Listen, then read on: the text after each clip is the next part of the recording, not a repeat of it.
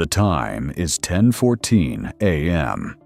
The Taiwan Strait, approximately 61 nautical miles northwest of the median line, that Taiwan and China treat very differently from a legal standpoint, and that the United States Navy treats as an imaginary administrative boundary in international water.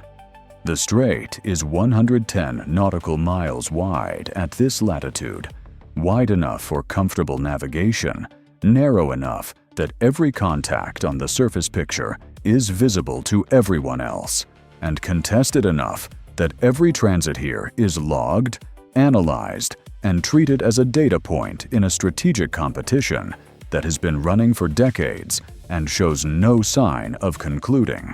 The USS Chafee DDG-90, an Arleigh Burke-class guided missile destroyer, is transiting north through the strait on a standard freedom of navigation operation, the kind of routine assertion of international maritime law that the U.S. Navy conducts in the Taiwan Strait several times per year, that Beijing consistently describes as a destabilizing provocation, and that international maritime law consistently describes as the entirely legal transit of a warship through international waters. The legal question is settled. The political question is not. The Chafee is here to make a point about the distinction. The crew of the Chafee knows the script for these operations. There will be radio challenges from the People's Liberation Army Navy. There will be a shadowing warship, or possibly two. There will be some variety of close approach event. The specific choreography changes from transit to transit, sometimes aggressive, sometimes merely persistent, occasionally theatrical. But the general shape of the morning has been predictable since the ship entered the strait at 7:30 a.m. In the Combat Information Center, the watch team is managing a picture that includes the expected elements. One plan type 05 for a frigate that picked up the Chafee at the strait's southern entrance and has been maintaining Station 4 nautical miles to the east for the past 2 hours and 44 minutes, and a China Coast Guard vessel running parallel to the north at 8 nautical miles. Both contacts have been logged, classified, and updated continuously since acquisition. Neither has done anything that required escalation. The Tactical Action Officer has described the morning, in his own mental accounting, as a professional escort with a distinct absence of conversation. At 10:17 a.m., a third contact appeared on the surface picture, bearing 351 degrees, range 22 nautical miles, speed 28 knots, heading 215 degrees. Inbound. The classification resolved in 6 seconds. Plan type 05 2D, guided missile destroyer. The Tactical Action Officer looked at the track. He looked at the bearing and the closing speed. He looked at the course, 215 degrees, aimed at a point approximately 2 nautical miles ahead of the Chafee's current projected track. Not a direct intercept. An intercept of the Chafee's projected position in approximately 37 minutes. He picked up his radio. All stations, new plan contact bearing 351, 22 miles, type 05, 2D. Track as Sierra 4. Log it. Then he looked at the tactical picture as a whole. The type 05 4A frigate to the east, the Coast Guard vessel to the north, and now the type 05 2D closing from the northwest, and noted with the professional clarity of a watch officer who has been doing this long enough to recognize geometry when it presents itself, that the three contacts were describing a loose compression geometry around the Chafee's northbound track. He noted it. He logged it. He did not find it alarming, but he noted it. This is the point in the narrative where the Type 052D deserves a proper introduction, because the China scenario requires a different kind of description than the Iranian and Houthi scenarios that dominate the Gulf and Red Sea operational texture. The Type 052D is not a joke. Let's be precise about this from the beginning, because the humor in this scenario comes from behavior and diplomatic absurdity rather than from technical inadequacy, and the distinction matters. The Type 052D is a modern, capable guided missile destroyer. It displaces approximately 7,500 tons, carries 64 vertical launch cells with a mix of surface-to-air missiles, anti-ship cruise missiles, and land attack cruise missiles, operates an active electronically scanned array radar that is a genuine and effective sensor suite, and represents a significant advancement in planned surface combatant capability over its predecessors. It is not the Arleigh Burke's equal in every dimension. The Aegis system and the SM-2/SM-6 missile combination represent a more mature and deeply tested air defense architecture. But the gap is not the cartoon mismatch that exists between a U.S. Navy destroyer and a 1970s Iranian helicopter. The Type 052D is a peer-adjacent platform. The humor in this scenario does not come from the ship. The humor comes from what the ship is about to do with it. What the ship is about to do is attempt to use its physical presence and maneuvering posture to force the USS Chafee to alter course, not through any weapons employment, not through any electronic action, but through the specific diplomatic language of two large warships in close proximity, where the implicit communication is, "We are willing to put our ship where your ship is going, and one of us has to move." This is a tactic. It has a name in naval circles. It is called shouldering when done at sea, and it has a long history in both civilian shipping and naval operations as a method of communicating intent through physical presence rather than through weapons. It is the maritime equivalent of walking slowly toward someone on a narrow sidewalk and not moving aside.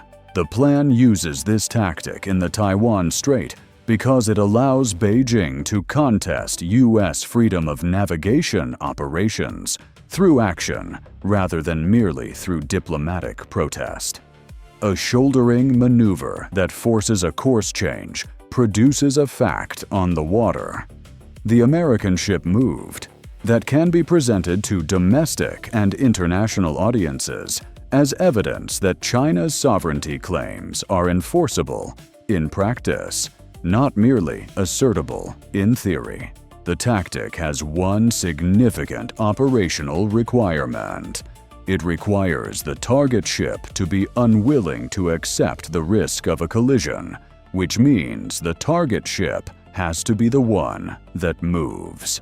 This requirement runs directly into the USS Chafee's commanding officer, who has been briefed extensively on shouldering doctrine, who understands precisely what the Type 052D is attempting, and who has made a professional assessment of the situation that can be summarized as, "We are not moving." The Type 052D had closed to 14 nautical miles at 10:29 a.m. when the Chafee's vulnerability window opened, and it opened in a way that was both genuine and completely unrelated to anything the plan had planned. At 10:26 a.m., the Chafee's navigation team completed a chart update that revised the ship's position relative to a traffic separation scheme waypoint and identified a conflict. The current heading, if maintained, would require a course adjustment of approximately 12 degrees to the west in the next 8 minutes to remain within the northbound lane boundaries as the strait narrowed slightly ahead. The course adjustment was routine. It was required by the traffic separation scheme and had nothing to do with the plan contacts. The problem was its direction. 12 degrees to the west meant the Chafee would alter course toward the Type 05 2D's approach, bearing rather than away from it, a course change that was navigationally necessary and diplomatically problematic because a westward course change in the presence of a planned destroyer executing a westward approach intercept geometry would look, from the outside, exactly like the Chafee yielding to the approaching contact. The navigation officer brought this to the commanding officer's attention at 10:27 a.m. The commanding officer looked at the chart. He looked at the Type 05 2D's track. He looked at the 12-degree course adjustment requirement and the 8-minute window before it became necessary. He had 8 minutes to choose between maintaining the traffic separation scheme lane, which required moving west toward the Type 05 2D, and holding course outside the lane to avoid creating the appearance of yielding to a shouldering approach. "Hold course," he said. "We'll address the waypoint after the contact situation resolves. Log that we're holding course outside the lane for tactical reasons and inform the helmsman of the traffic picture." He had made his choice. The Chafee would hold course. The lane adjustment would wait. The Type 05 2D would not get a course change that could be interpreted as a response to its approach. 8 minutes. The Type 05 2D was at 11 nautical miles. In the CIC, the Tactical Action Officer was managing 3 simultaneous contacts across 3 bearing sectors, while the commanding officer's navigation decision processed through the watch team. The Type 054A to the east had shifted its position slightly, a 4-degree bearing change that was consistent with repositioning to maintain optimal observation geometry as the Type 05 2D closed from the north. The Coast Guard vessel to the north had increased speed by approximately 3 knots. The formation was adjusting. The SLQ-32 had been collecting since the Type 05 2D appeared on the picture, and it was collecting something that the electronic warfare officer found interesting in the specific way that things become interesting when they are not in the threat library exactly as expected. The Type 05 2D's primary radar suite, the Type 346A AESA radar, China's most capable surface combatant sensor, was operating in a specific mode that the SLQ-32 characterized as inconsistent with standard search operations. The scan pattern, the dwell time on the Chafee's bearing sector, and the update rate were consistent with what an analyst's note in the EW officer's secondary display described as possible active tracking mode, non-standard parameters, assess as collection optimized rather than fire control. The Type 05 2D was not targeting the Chafee. It was studying it.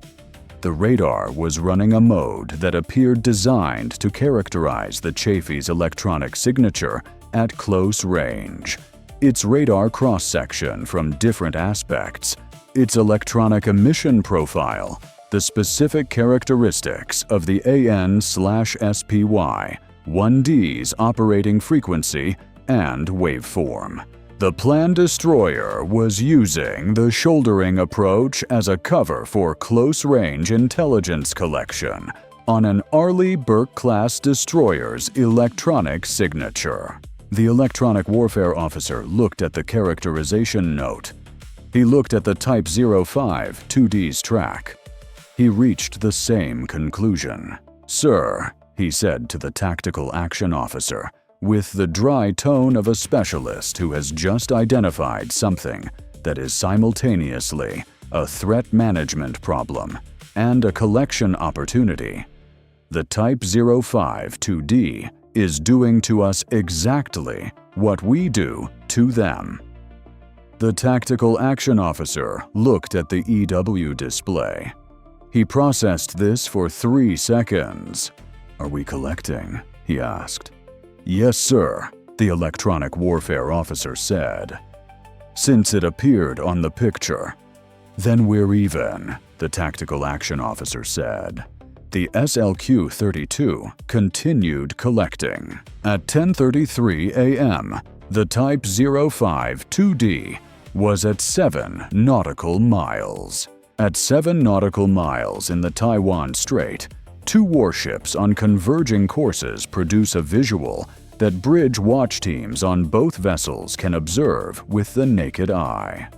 The Chafee's bridge wing watch had been noting the Type 05 2D's approach since it became visible at approximately 9 nautical miles. A gray hull against the strait's midday glare, a warship that was large enough and close enough and on a course specific enough that its intent required no specialist interpretation. The Type 05 2D's bridge watch was observing the Chafee with equal clarity. Neither ship altered course. At 10:36 a.m., with the Type 05 2D at 5.2 nautical miles and the geometry producing closing rates that were now measured in minutes rather than tens of minutes, the plan vessel transmitted on the bridge-to-bridge radio frequency used for collision avoidance communications. USS Chafee, this is People's Liberation Army Navy vessel. You are transiting Chinese territorial waters without authorization. Alter course immediately and depart the area. The Chafee's officer of the deck responded within 7 seconds, in the flat, professional tone of someone delivering a prepared statement they have delivered before and expect to deliver again.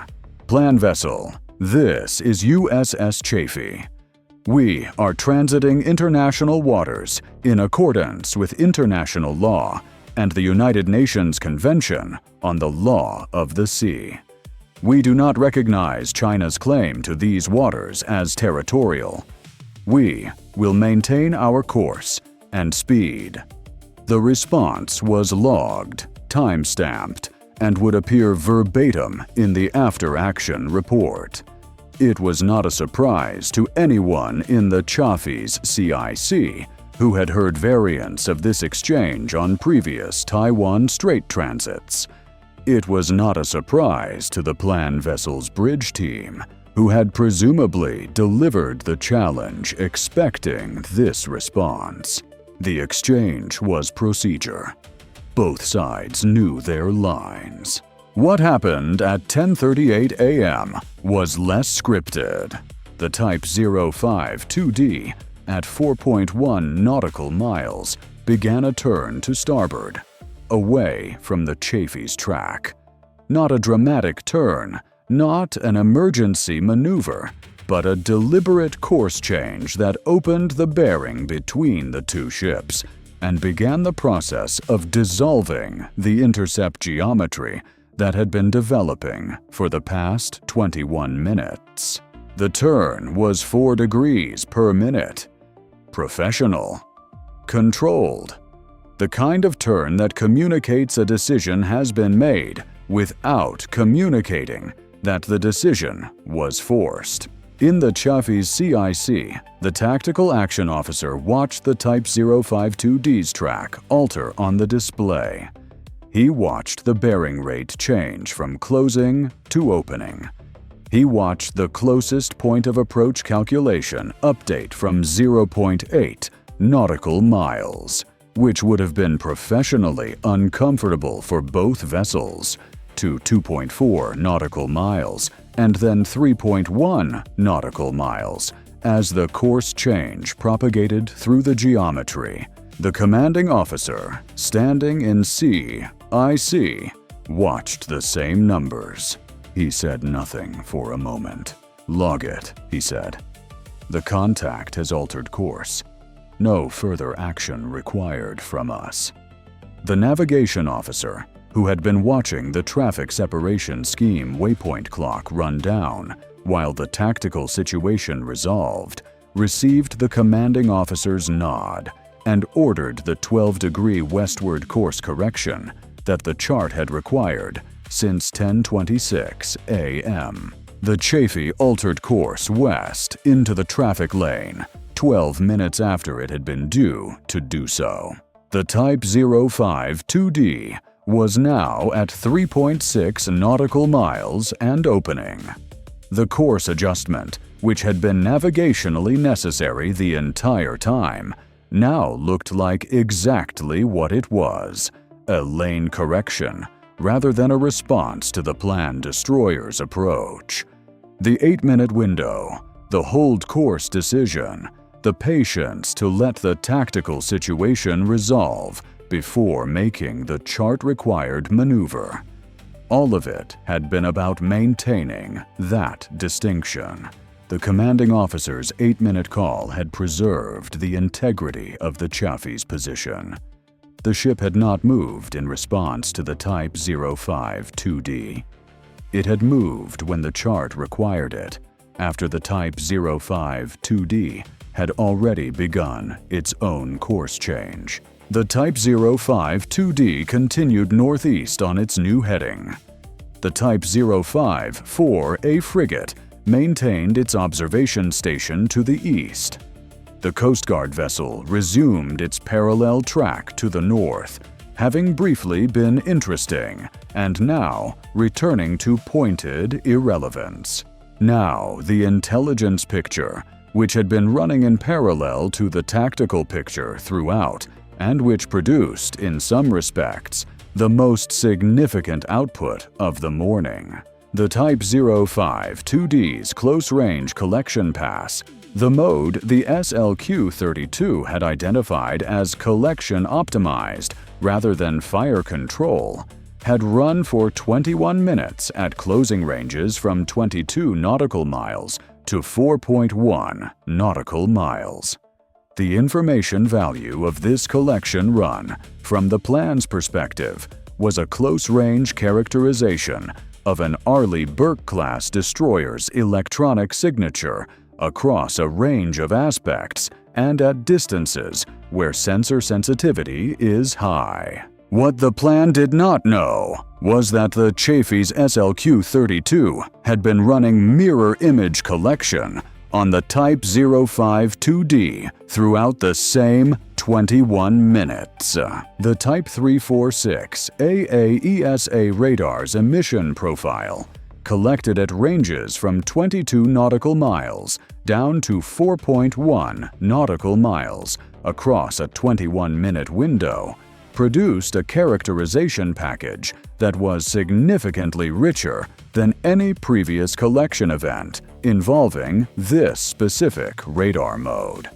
The collection-optimized mode that the Type 052D had been running was itself characterized: frequency, scan pattern, dwell parameters, update rate, and the characterization confirmed what the analyst's note had described as non-standard parameters. The mode was added to the threat library as a new entry. Type 346A, Collection Optimized Mode, Parameters as Logged. This entry would be useful to any future U.S. vessel that found itself being studied by a Type 052D at close range. The sensor picture of being collected had been turned into a collection of the collector.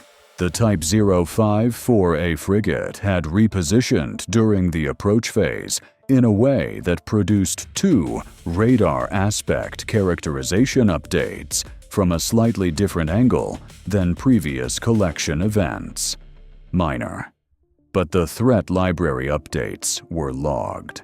The Coast Guard vessel's speed increase had been accompanied by a brief activation of its fire control radar, a 2-second sweep that had been reflexive rather than targeted, consistent with a crew at heightened readiness rather than active engagement. 2 seconds was enough for the SLQ-32 to confirm the emission profile against the existing library entry. Confirmed, no anomalies. Library entry validated. The collection value of the morning was distributed via Link 16 to all U.S. naval assets in the Western Pacific operating area. The Type 346A collection optimized mode characterization was flagged as high priority for distribution to intelligence analysis elements whose work involves knowing what Chinese sensors look like when they are looking at you. On the bridge wing of the Chafee, the officer of the deck had been watching the Type 05 2D throughout its approach and turn. He had watched it close to 4.1 nautical miles, close enough to see the hull details clearly, close enough to read the pennant number on the bow, close enough that the two bridge wings of the two warships were observing each other with the mutual, unblinking attention of people who know they are being watched and have decided to behave as if they are comfortable with that. The Type 05 2D was a modern warship. It looked like a modern warship. Clean lines, active radar arrays rotating with the quiet efficiency of sophisticated electronics, a crew that was clearly alert and professional. The officer of the deck had noted all of this. He had noted it without alarm and without dismissiveness, in the spirit of professional observation. That is the appropriate response to a capable adversary doing capable things in a contested waterway. Then the Type 05 2D turned away, and the officer of the deck, who had been standing on the bridge wing watching it for 21 minutes, allowed himself one small, unhurried moment of satisfaction. Not triumph, not relief, but the specific quiet satisfaction of a professional who held a position under pressure and found, when the pressure passed, that the position was still exactly where it had been. He went back inside. The Chafee was in the traffic lane. The chart requirement was satisfied. The morning watch had 3 more hours to run. The after-action report would note the Type 05 2D approach, the navigation constraint, the holding decision, the radio exchange, the course change, and the collection package in their proper order and with their proper technical precision. The report would not note the officer of the deck's expression on the bridge wing, because after-action reports are not the venue for that. But the expression had been there. Beijing's response came in 3 channels. The Foreign Ministry issued a statement describing the Chafee's transit as a serious provocation that deliberately threatened China's sovereignty and demanded the United States immediately stop such provocative actions. The statement used the phrase "we urge" 3 times, which is a specific diplomatic register that indicates a high degree of displeasure and a complete absence of enforcement mechanism. The Chafee logged the statement in the contextual notes of its after-action report. Chinese state media reported that plan vessels had monitored and warned the American destroyer and safeguarded Chinese sovereignty in the Taiwan Strait. The report featured footage of plan vessels at sea in conditions that were broadly consistent with the morning's weather, and that included at least 1 shot that appeared to be from a perspective consistent with the Type 054A's observation position to the east. the Chafee appeared in at least one frame, at distance, heading north. The third channel was a series of posts on Chinese military social media platforms describing the plan's firm countermeasures against the American provocation. The posts described the Type 052D's approach as a successful demonstration of China's willingness to physically contest U.S. transits in Chinese claimed waters. They did not describe the Type 052D's course change at 4.1 nautical miles. They did not describe the Chafee's decision to hold course through the entire approach. They did not describe the 21 minutes of SLQ-32 collection that had accompanied the Type 052D's own collection attempt. The gap between what the social media posts described and what the Chafee's track data showed is a wide one. The Type 052D had approached within 4.1 nautical miles. The Chafee had not moved. The Type 052D had altered course. The Chafee had then made its scheduled navigation correction. That sequence, plan vessel alters course, then U.S. vessel makes scheduled adjustment, was available to anyone with access to both ships' track data. It was not the sequence described in the Chinese media coverage, where the American ship's course adjustment was presented as the outcome of plan pressure. The collection package was already in Bahrain. The Type 346A collection optimized mode was already in the threat library. The morning's work, from the intelligence side, was complete. The Chafee cleared the northern end of the Taiwan Strait at 3:47 p.m., entered the Philippine Sea, and resumed normal operations. The transit was logged as complete. The freedom of navigation operation had been conducted. The international law point had been made, and the ship that had been asked to leave Chinese waters had continued north at the scheduled speed and arrived at the scheduled position at the scheduled time. The chart adjustment that had briefly complicated the morning's tactical picture had been completed correctly at 10:50 a.m. The Type 052D's pennant number was in the after-action report. Its collection-optimized radar mode was in the threat library. Its decision threshold, the range at which it had altered course rather than maintain the intercept geometry, was logged as a data point in a file that grows with every Taiwan Strait transit. The strait is 110 nautical miles wide. The Chafee had used all of them, 1 nautical mile at a time, without yielding a single one to a warship that had the capability to make the morning very complicated, and chose, at 4.1 nautical miles, to make the morning merely documented. Documented is how the U.S. Navy likes its mornings in the Taiwan Strait. Bye for now.